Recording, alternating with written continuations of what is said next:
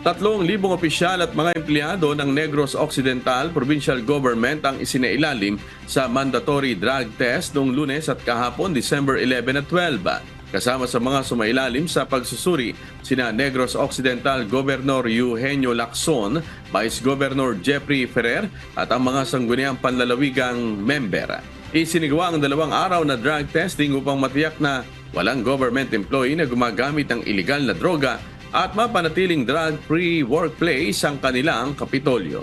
Ang mga magpopositibo sa nasabing test ay maaaring matanggal sa trabaho o isailalim sa rehabilitasyon. Mga empleyado naman ng mga government hospital ang isasalang sa drug test sa darating na Biyernes, December 15.